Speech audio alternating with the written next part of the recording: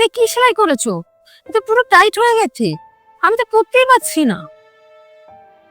Sorry কাকিমা, হয়তো আমার একটু ভুল হয়ে গেছে। আপনি নিশ্চিন্তে থাকুন, আমি এটা আবার ঠিক করে সেলাই করে দেবো, আপনি পড়তে পারবেন। ছেড়ে দাও, তোমার করতে হবে না। তুমি আমার টাকাটা ফেরত দিয়ে দাও, আমি অন্যখানে করে নেবো।